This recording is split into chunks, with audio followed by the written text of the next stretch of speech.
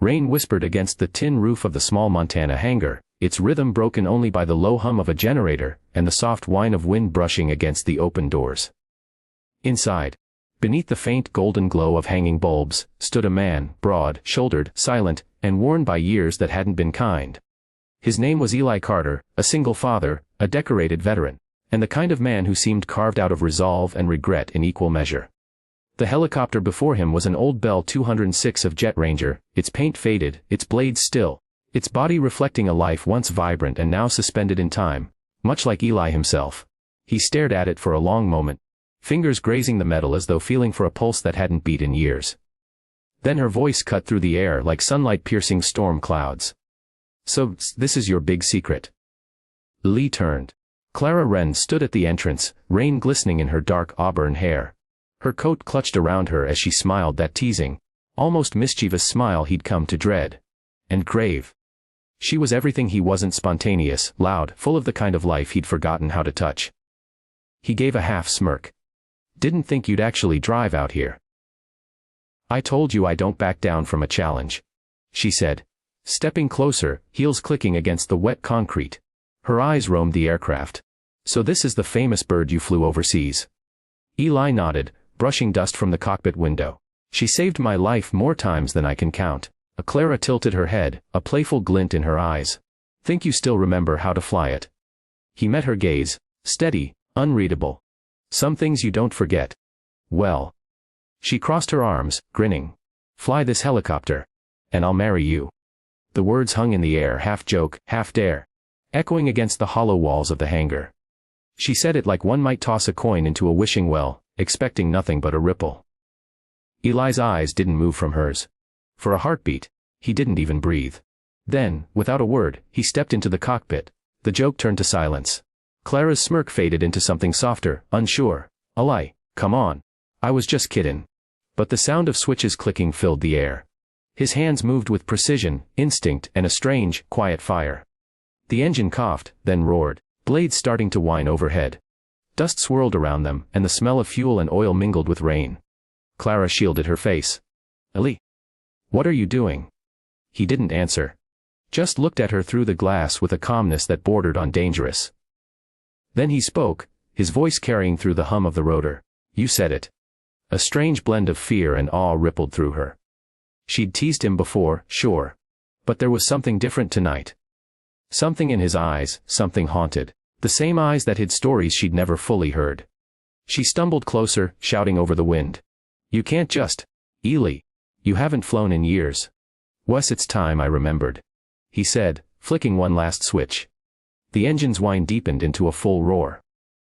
The blades cut through the night air, spinning faster, louder, until the rain itself seemed to hesitate around them. Clara's breath hitched. For the first time since she'd met him. She saw him not as the quiet mechanic who fixed her father's trucks or the tired man who picked up his little girl from school, but as the soldier, the pilot, the man who once danced with death in the skies. The helicopter trembled, the metal beneath it vibrating with life. She ran forward, hair whipping in the downdraft. "Eli, stop. Please, this isn't funny." His expression softened, almost wistful. It never was. Something cracked in her chest. She grabbed the edge of the open door, voice shaking. "You're not doing this to prove a point, are you?" He glanced down at her.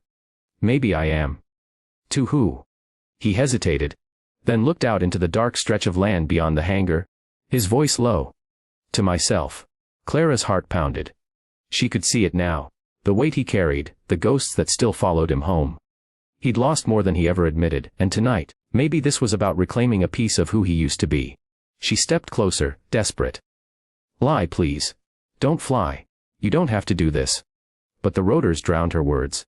The helicopter began to lift, slowly, steadily, its shadow stretching across the hangar floor.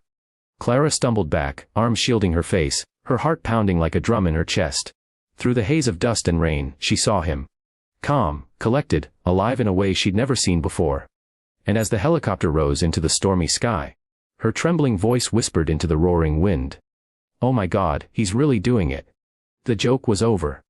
And somewhere deep down, beneath the rush of adrenaline and fear, Clara realized, whatever was about to happen next, neither of them would ever be the same again. The helicopter sliced through the rain, its rotors beating a relentless rhythm against the night. Beneath it, the sleepy town of Ashton shimmered in faint orange glows. Street lamps flickering, puddles reflecting the sky's temper. From the ground, Clara Wren could barely make out the fading silhouette of the Bell Jet Ranger as it disappeared into the mist.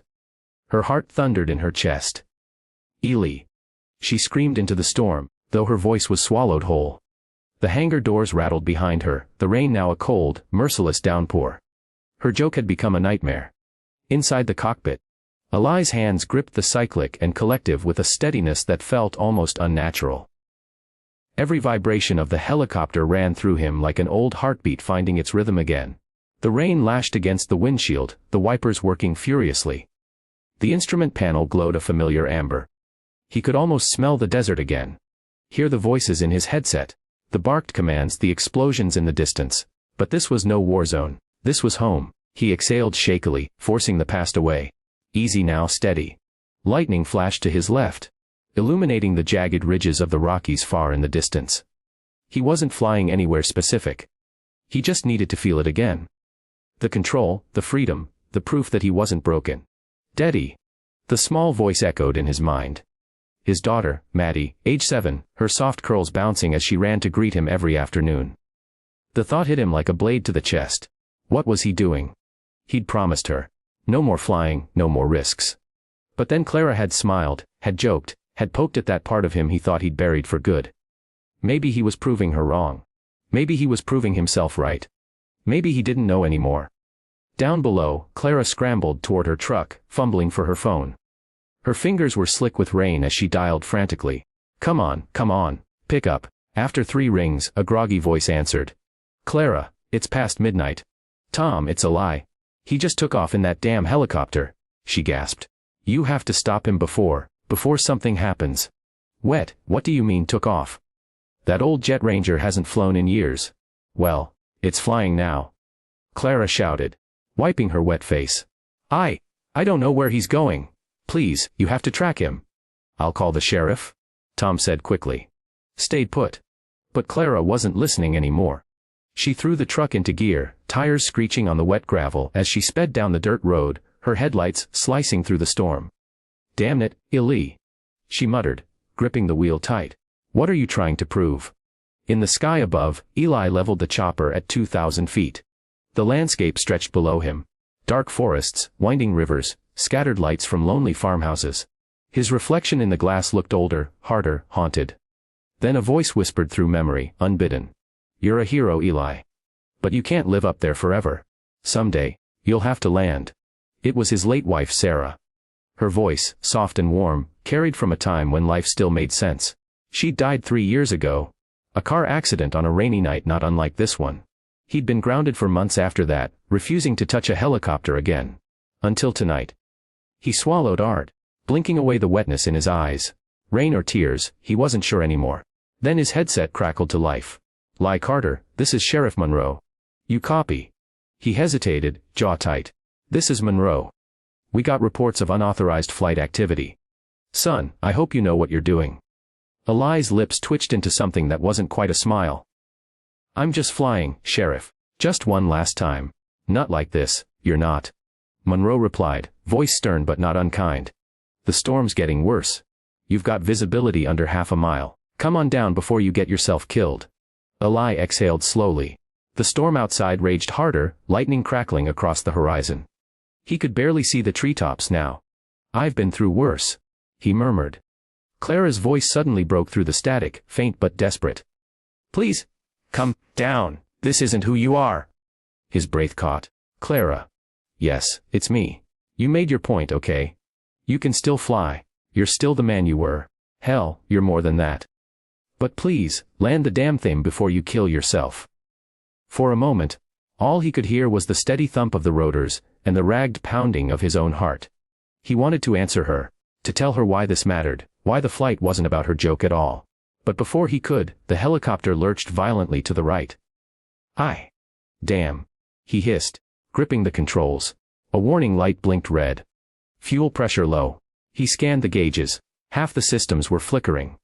The bird wasn't built for this weather anymore. Neither was he. "What's happening?" Clara shouted into the radio. He tried to steady his breathing. She's just remembering how to fly. A lie, don't you dare romanticize this. You're scaring me. He could hear the tremor in her voice. It wasn't playful anymore, it was raw, terrified, real. I'm sorry, Clara, he said softly. But maybe this is the only way I remember how to live. Lightning tore through the sky. The helicopter dipped sharply. Clara screamed his name into the static. But the only reply was the shriek of the storm swallowing him whole. And then, in the darkness between thunder and silence, Eli Carter disappeared from radar. For the next 30 seconds, there was nothing. No sound but the storm, no signal but static. The radar in the sheriff's office showed a faint blip one moment, gone the next. The airfield lights flickered as thunder rolled across the valley, shaking the old wooden walls. Clara stood there drenched, her hands trembling around the radio mic. Ellie, come in. Please respond. Nothing.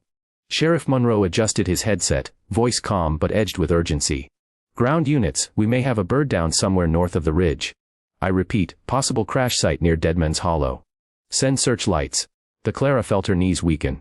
The name alone was enough to make her stomach twist.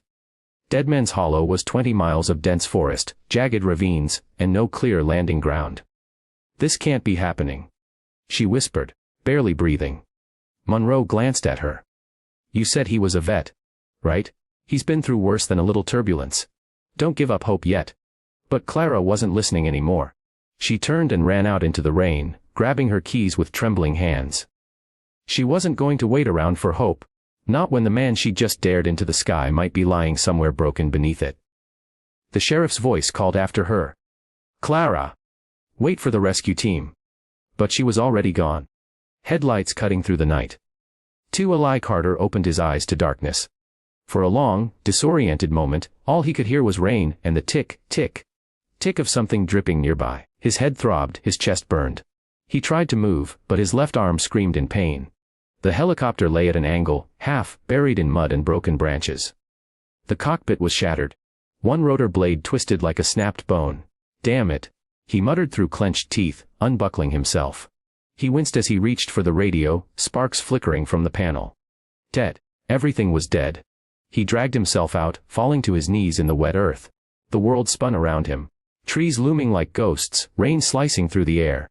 Somewhere far off, thunder rolled like the low growl of an angry god. Okay, Illy, you're alive, he murmured, clutching his shoulder. You're alive. He pushed himself to his feet and looked around. No lights. No roads, just wilderness and storm. He tried to orient himself by the terrain, the ridge, the valley. But the night swallowed everything. Then, faintly, through the hiss of rain, he heard a voice. Illy, can you hear me? His heart jolted. For a moment, he thought he was hallucinating. But then he saw it. A dim beam of light cutting through the darkness. A vehicle. Bouncing across the uneven trail. Clara. He whispered. The truck swerved dangerously close to the edge of a muddy ravine, tires spinning, headlights flashing through sheets of rain. Clara's knuckles were white on the steering wheel, her jaw set with sheer panic. The GPS signal had vanished miles back, but she'd seen the faint orange glow of what looked like fire through the trees. And followed it without thinking twice. Branches scraped against the windshield. The engine roared. And then, through the downpour, she saw it. The wreckage. She slammed on the brakes, throwing the door open before the truck even stopped. Ali, she shouted, voice echoing through the hollow. Ali. Answer me. Then she saw him, stumbling toward her through the rain, soaked in mud and blood, his eyes dazed but alive. Clara, his voice was hoarse. She ran to him, throwing her arms around his neck, half in relief, half in fury. You idiot. You absolute. Her voice broke. You could have died. He winced, but his arms went around her, slow and uncertain. Like he wasn't sure if he deserved it. I didn't mean to scare you. She pulled back, looking up at him through tears and rain. Scare me. A lie. You vanished off the radar. They thought you crashed. I did. He said quietly, motioning to the wreckage. Her eyes widened. Oh my God. He tried to laugh, but it came out more like a groan. Wes, I didn't impress you much, huh? She smacked his arm. Not hard, just enough to make her point. You think this is funny? You almost died trying to prove something I never even meant. He looked at her then, really looked. I know. His voice cracked a little. But I had to. I had to know I wasn't gone. The words hit her deeper than she expected. She saw the truth in his eyes. The quiet torment, the years of silence, The man who'd spent so long grounded not by choice, but by guilt. She softened, her hands trembling as she touched his cheek. You were never gone, Eli. You've just been hiding. He didn't speak. But his jaw tightened, his eyes glassy in the dim beam of her headlights. A flash of lightning illuminated them both. The veteran who couldn't let go of the past, and the woman who'd just seen how fragile the present really was. Then, in the distance, sirens began to wail, growing louder, cutting through the storm. Clara turned toward the sound. They're coming for us. Eli nodded faintly, swaying on his feet. Good.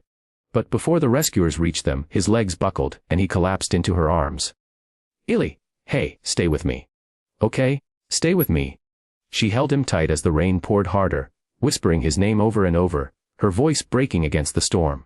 And somewhere between the thunder and the sound of engines approaching, Eli Carter slipped into unconsciousness, leaving Clara clutching him like he was the only thing in the world that mattered.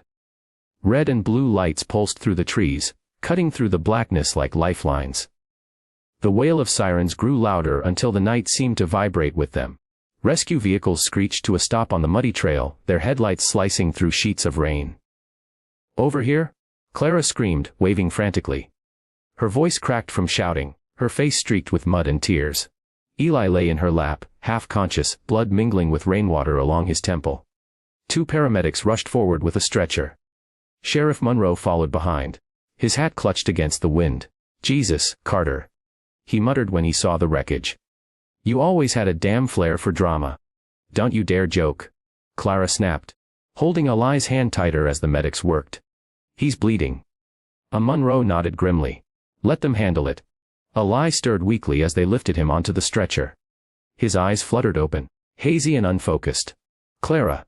I'm here, she whispered, brushing the wet hair from his forehead. You're okay now, you hear me? You're going to be fine. He gave the faintest smile. Told you I could still fly. Her breath hitched, torn between relief and anger. You idiot, she whispered, tears slipping down her cheeks. The medics carried him toward the ambulance, their boots splashing through the mud. Clara tried to follow, but Monroe gently caught her arm. Let them do their job first. She turned to him, eyes burning. Don't you dare tell me to wait.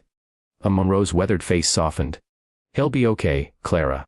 I've known that fool for 15 years. He's too stubborn to die. But she wasn't sure, not this time. The image of him climbing into that helicopter, eyes full of something between defiance and despair, wouldn't leave her. Inside the ambulance, the medics worked fast. Oxygen mask IV. Pressure on the shoulder wound. One of them looked out toward Monroe. He's stable, for now. We need to get him to St. Helena's, fast. Clara climbed in before anyone could stop her, gripping the side rail as the doors slammed shut behind her. The sirens wailed again, and the vehicle lurched forward, bumping down the muddy road. Clara sat beside him, fingers trembling as she held his hand. His skin was cold, but there was life there, faint, steady. You scared me half to death, she whispered. You think that's funny? You think that makes you brave? Eli's lips moved behind the oxygen mask. His voice came out low, rough. Didn't mean to scare you. She leaned closer. Then why do it? He opened his eyes a fraction. You don't get it. Flying, it's the only thing that ever made sense. After Sarah died, I forgot how to be me. Clara's throat tightened. She'd known about his wife, of course. Everyone in Ashton did. But hearing it like that, raw, fractured, stripped of all the quiet strength he usually wore, hit her like a blow. You didn't forget, she said softly. You just stopped believing you could still be that man. A ghost of a smile tugged at his mouth. And you made me remember. The words silenced her. For a moment, the only sound was the rhythmic thump of the road beneath the tires and the rain against the roof.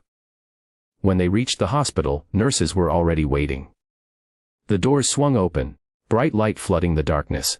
They wheeled Eli out, and Clara followed close behind, refusing to let go until the last possible second.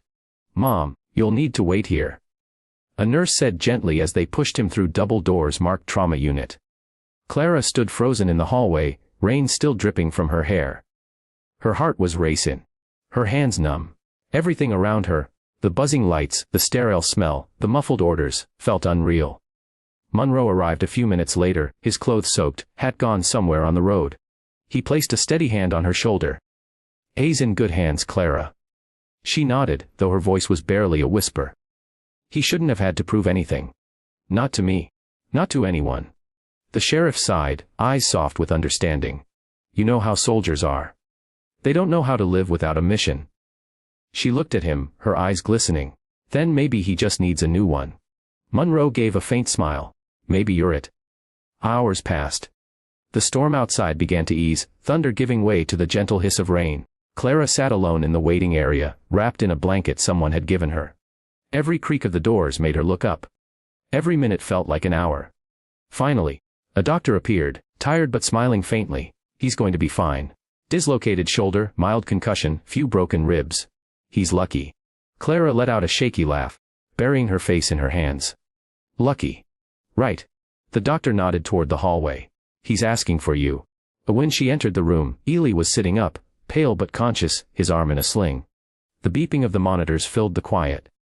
He looked at her, eyes softer than she'd ever seen them. Hey.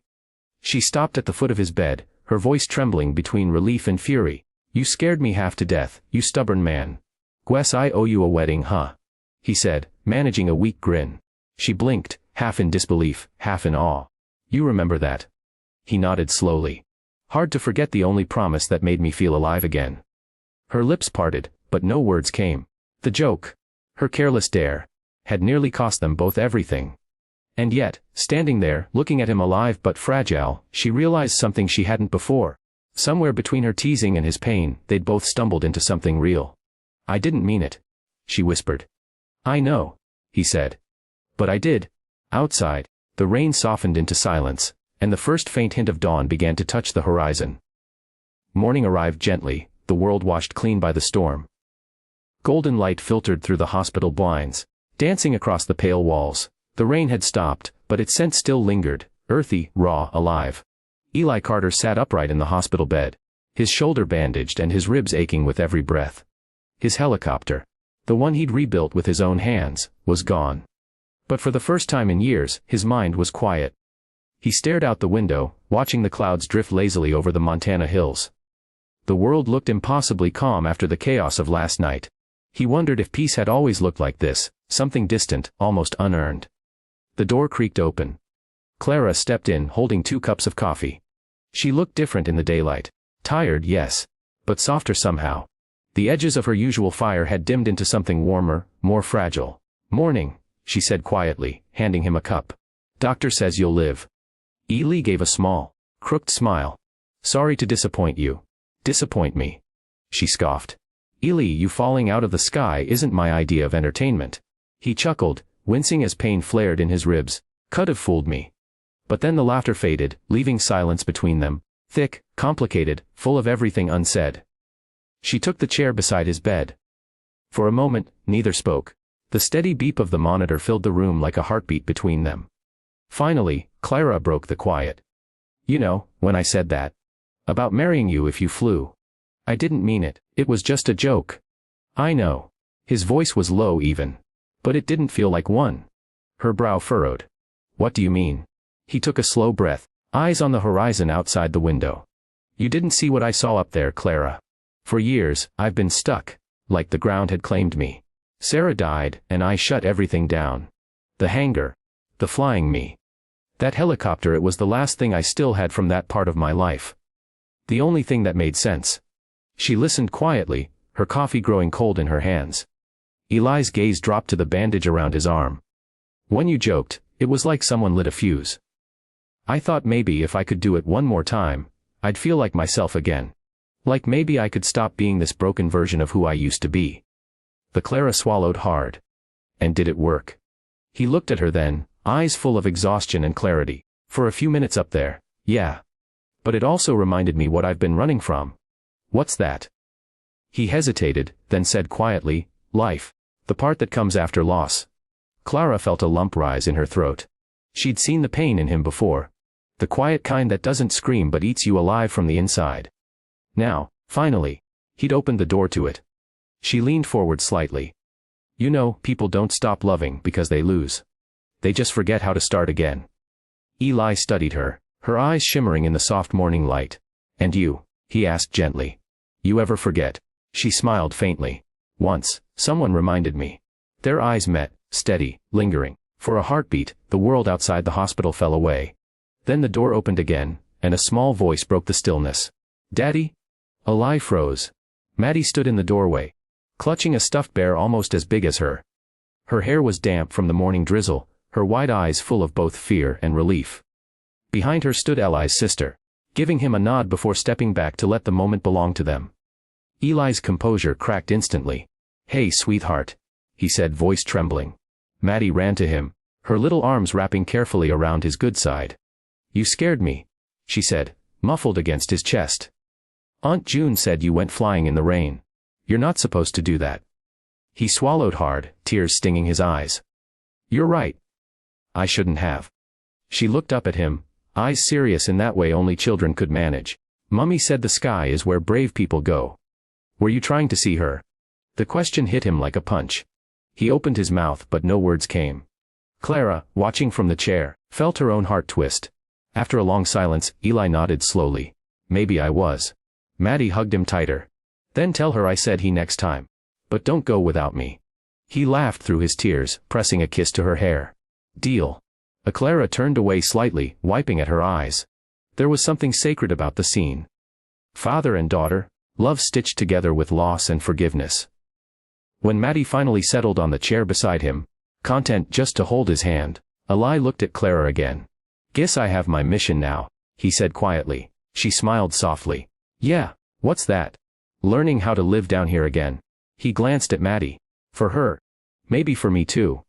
Clara's heart swelled. "That's a good mission, Carter." He grinned faintly. "You think it comes with a co-pilot?" She raised an eyebrow. "You planning to propose again, flyboy? Only if you promise not to make me take off first." They both laughed, real laughter this time. It felt like the first breath after drowning. Outside, the clouds broke open, sunlight spilling across the land. It was quiet, peaceful,